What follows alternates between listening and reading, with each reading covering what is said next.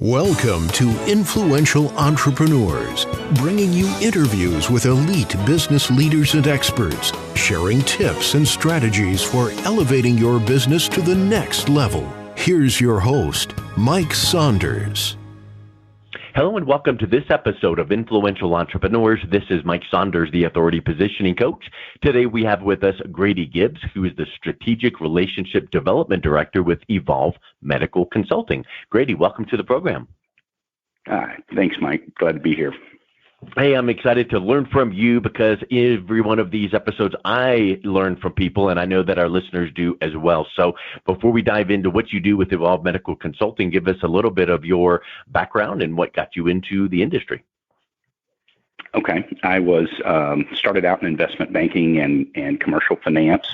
I've always been an analytical and numbers guy.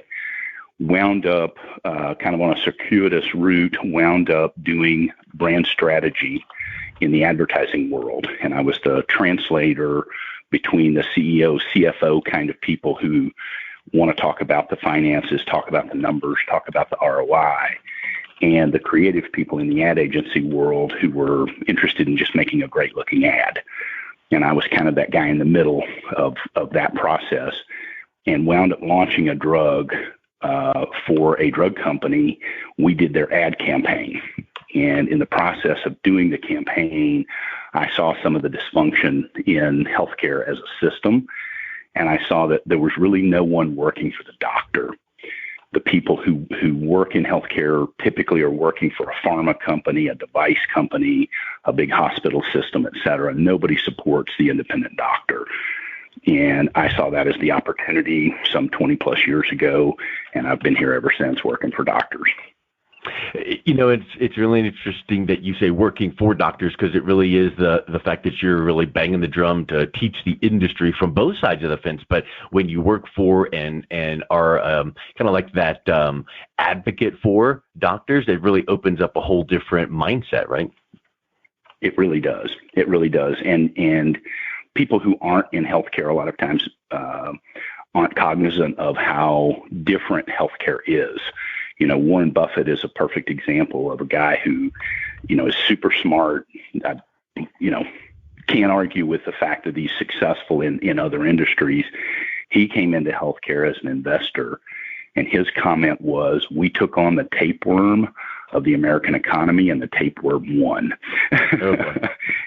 Yeah, if you don't really get some of how the actual ins and outs of how healthcare works, it can be a real challenge. Yeah, you know, I think that's, well, you know, here's something really interesting too. I think that you would agree, I know that you say that the current system has potential to have one side of the equation or the other, doctors or patients, not fully served. You know, maybe we use the word mistreated, but talk a little bit about the system and how, you know, both sides of that fence really need to be looking at how they're treated and maybe what they can do to help. Because, you know, the biggest problem in the world is like, well, I don't like XYZ. Well, what are you going to do about it? Right. Exactly. One of the things that you'll hear a lot of people say is that healthcare is broken. Yeah. It's not news to anyone listening to this that healthcare is way more expensive in the U.S. than it is in other countries. And the system is, and they'll keep saying, oh, the system's broken. And that's not true. The system is absolutely working perfectly on behalf of the people who designed the system. And that is not the doctor, nor is that the patient. I have a little saying that I like to tell people, and that is that complexity in healthcare is never an accident, and it never benefits the patient or the doctor. And the reality of what's going on is we've got a series of middlemen between the doctor and the patient who have designed this incredibly complex system and are looting it. I mean, there's just no other word for what they're doing. Is by becoming these intermediaries, these middlemen, they're putting themselves between the patient and the doctor, and it drives up costs. It drives up the complexity, reduces the outcome, meaning good health, which is the outcome everybody's looking for, and it reduces all of the good things about healthcare while sort of emphasizing the bad. and they are getting rich doing it. Yeah. So I like to tell people healthcare is working exactly as it was designed to do by the people who designed it. So that's interesting. So you say complexity is never an accident, which gives the connotation that it's intended, like, oops, that was just an accident. Well, if it's not that, then it's intended. So talk a little bit about accident versus unintended. Like maybe here's this complexity and people like in the weeds going, okay, we need to do this, that, and the other. And all of a sudden you step out of the focus or out of the weeds and it's like, okay, now let's see this really is a mess. So it was unintended. And maybe there's nuances or aspects that actually were intended, kind of like, I don't know, the old wives' tale, or what I feel is, you have a car that back in the day you could fix your own car, and these days it's like, okay, the car manufacturers are making engines to where nobody can fix them, and you have to go in and pay big money to the dealership to have it fixed. So talk a little bit about accident versus unintended. Okay. I think the complexity of a car nowadays with all the computers and that make it, as you say, almost impossible to work on your own car is an outcome of pursuing features and benefits on a car that people wanted. Better mileage, better safety, right? 6 CD changer back when we had CDs and things like that. Navigation systems, backup cameras, right? All of these things that we want drive complexity in the car itself, which means you're right. You do have to nowadays pretty much plan on taking your car for repairs to a professional. In healthcare, it's not quite that simple.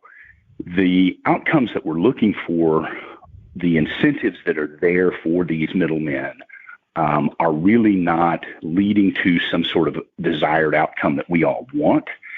They are simply structuring the system in a way that pulls more money out of it. And let me give you a simple example.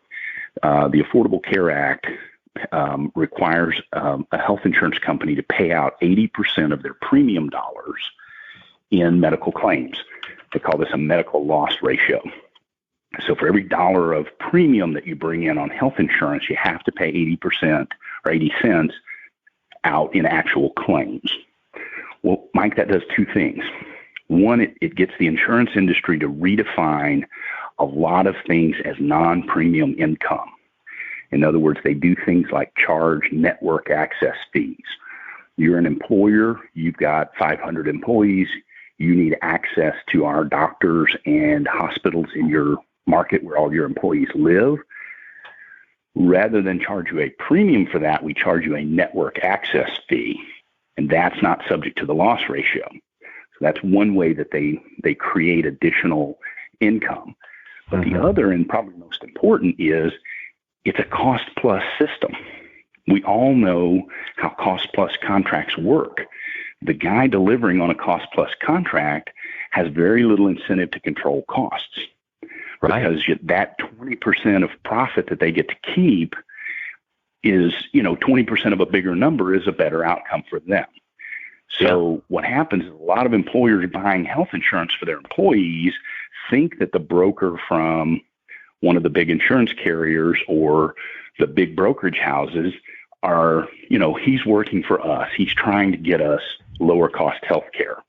And that's simply not the case. Their incentive is to continue driving up the cost of health care because their percentage of that pie grows with it. Yeah. And that's just a simple example of how this happens. In the drug business, there's a whole category of people that most consumers have never heard of called a pharmacy benefit manager.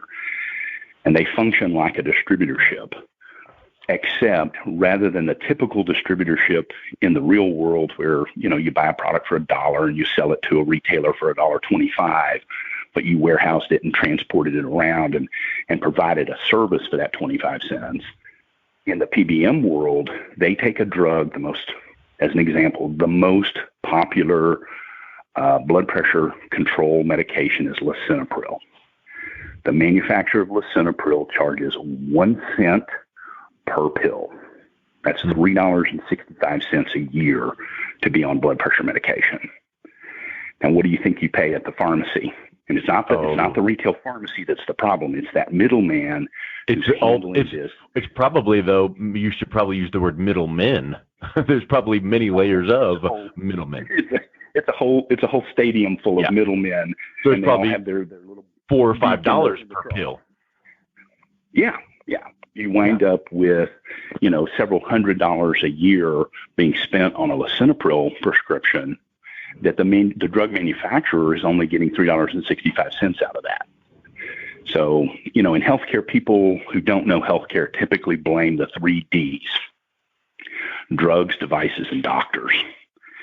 And the reality is that those are the 3 people, the 3 groups in healthcare who actually give value. And none of them are operating on very big pieces of the pie. So when you think about all of the money spent on healthcare, something like 8 cents on the dollar is actually being paid to a doctor. About 8 or 9 cents out of every dollar is being paid for a medical device, like knee implants, the hardware that goes in your spine and a surgery and that kind of thing. And then about 10% goes to the drug companies. And that's all of them combined. So, for less than 30 cents on the dollar, we've got drugs, devices, and doctors. So where's the rest of the money going? And the reality, unfortunately, is that most of it's going to and overhead. And overhead, and these intermediaries that are marking penny a pill lisinopril up to, more like $1 a pill, and, pillaging the system. You said pillaging. Was that intended? Yeah. Just kidding. No pun intended. Yeah, really. So, okay, the healthcare system. Yeah, the word system in quotes is broad and vast. There's probably not a solution like, if they would just, but what are some things that people can do from both sides of the equation to make a start to making it better? If I were just talking to you as a friend, what can you personally do to make the system better? Whether you're an employer or just a consumer of healthcare, a patient in the healthcare system, number one is choose independent doctors. There are absolutely unbelievable incentive structures in place for the hospital-owned doctor to refer only within their system. And then there are incentives and pressure and, sort of job reviews put on the employed surgeon to take more people to the OR. Okay. In healthcare, just rough numbers, a primary care doctor who is going to do annual physicals and kind of keep you healthy is going to make like $100. They refer you over to an orthopedic surgeon to replace your knees. That orthopedic surgeon's only going to make a couple of $1,000 to work you up, examine the imaging, make sure you actually need a knee implant, replace the knee, and then care for you for 90 days after the surgery. Wow. The facility fee, the actual what we pay to be in the OR, might be as high as $40,000. Wow. So that will give you a sense of the perspective of the money in healthcare is really at the facility fee level. It's not the doctors. And so as a consumer, the number one thing you can do is choose a doctor who's not in that system, who's being pressured to refer to their own fellow employee surgeon, who then is pressured and incentivized and browbeat to take that patient to the OR. You're much more likely to get conservative care. You're much more likely to have that personal relationship, and you're much more likely to have a good, low-cost outcome if you limit yourself to the independents. Yeah. And that's almost the opposite of what you would think about shop local. Like literally yesterday, one of my daughters and I were talking about, we were down at this bookstore, and it was like, oh, look, here's this book I want to buy. And I think it was like $25 hardcover. And I was like, oh, wow.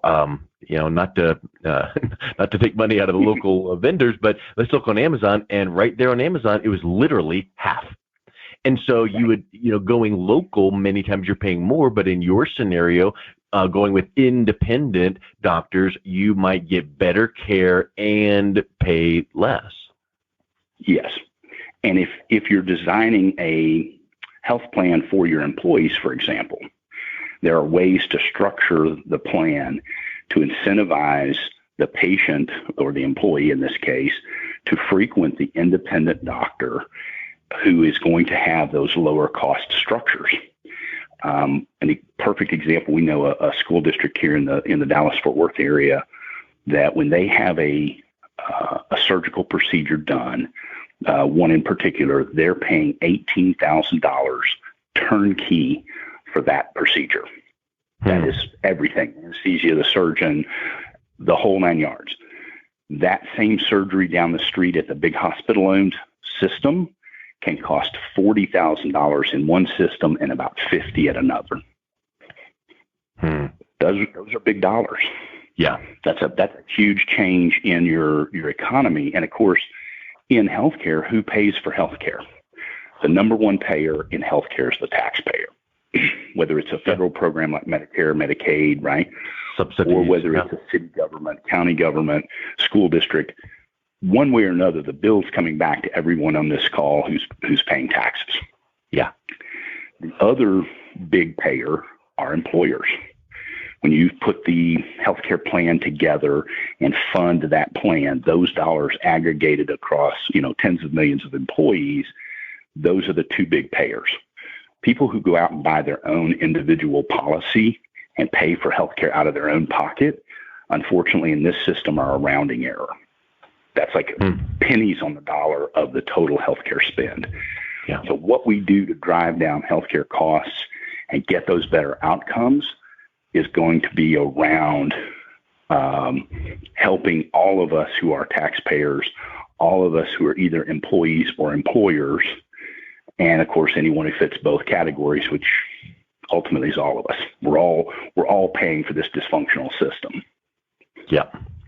Well, I think we've talked a lot here about the system and the industry and, chinks in the armor. What does Evolve Medical do to help step in and help with the situation specifically? On the system side, we're working on lots of programs. One in particular that's just a labor of love for me is building a network of primary care doctors who will give unlimited primary care with no out-of-pocket costs. There's no deductibles and no co-pays for just a low monthly fee. And that allows an employer to say, okay, our health plan is now pick from this list of doctors. This becomes a free doctor. You can go as often as you want, do as much as you need to stay healthy. And it's going to cost the employer a low monthly fee. And then, of course, built into that is we're going to help that employee navigate to those low-cost solutions for things like surgery, cancer care, other specialty care, so that they're going to the other independents in the market and saving their employer a ton of money.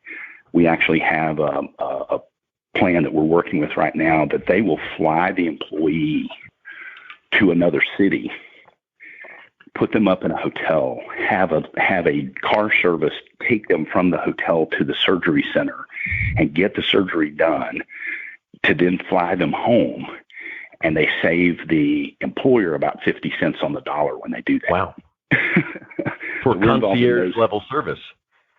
Absolutely. And it's a ton better service for the patient than just sort of, consulting Google to find a surgeon or looking on looking to your doctor who's employed by a system, who's of course going to refer you to because he has to. There's almost literally a gun to his head to say you can't refer these patients outside of the system. You have to refer them to your fellow employed surgeon who's an employee of the same system you are, and that's going to drive up costs. So that's one aspect of what we do. When we work with the actual independent practice, we have to focus on what we call the triple aim. Doctors are a special breed of business owner. They're different from other small business owners in that it's not just about growing the business or profit maximization like a normal small business owner would do, right? If I'm talking to someone who owns a pest control company, they just want more customers and they want to make the maximum amount of profit. And that's, God bless them. That's capitalism and everybody loves that. Yeah. But when doctors operate, the patient has to be the most important piece for them. And that's not something we're telling the doctor. That's something the doctor tells us. Yep. Don't bring us solutions that grow the practice and generate revenue if it comes at the expense of the patient. The patient has to get better outcomes, whether it's saving money or being healthier with whatever it is we're talking about doing. There's a third sort of party in the room, which is the system. There are lots of things you can do in healthcare that would just sort of bill Medicare, let's say, or bill an insurance company and create revenue for a doctor, but doesn't really advance the cause of better outcome for the patient. It's just a way to sort of pull money out of the system. And very, very few doctors like that approach. They don't want to hurt the system. They want to strengthen the system. So they're looking for things that give the patient a better outcome, but ultimately save money for whoever's paying the bill, whether it's an employer or Medicare or whoever. And then the third piece of that is, obviously it has to be good for the doctor as well. So we do good for the patient, good for the system, good for the doctor. And, we get pitched on a daily basis. Yeah, we get pitched on a daily basis. Companies that want to tap into our network of doctors with whatever product or service they have to offer and want us to make those arrangements. And of course, they're offering to compensate us for it. And for us, that conversation starts with, is this good for the patient? If it's not, the conversation's over. Is this good for the system? If it's not, the conversation stops there. And then third and final, is this good for the doctor? And that's kind of part of the success we've had in the long-term relationships we develop with our clients is they know that what we're doing to help them does meet that triple aim. Awesome. Well, I think we've covered a lot of ground here, Grady. It's really neat to hear, kind of from the 60,000 foot view, here's some issues, and then here's some things we can do, and then here's how you're making those connections to make sure that every party wins. If someone is interested in reaching out and connecting with you to learn more, what's the best way they can do that? Okay. I work for Evolve Medical Consulting. So my email or website is evolvemedicalconsulting.com. Email is Grady at Evolve Medical Consulting. And I'm also on LinkedIn as Grady Gibbs. And there aren't very many Grady Gibbses on LinkedIn. So if you're there and do the search, you'll see. It's obvious I think I'm the only one in healthcare. So not hard to find. Excellent. Well, Grady, thank you so much for coming on. It's a real pleasure talking with you today. I appreciate it. Enjoyed talking to you. You've been listening to Influential Entrepreneurs with Mike Saunders. To learn more about the resources mentioned on today's show or listen to past episodes, visit www.influentialentrepreneursradio.com.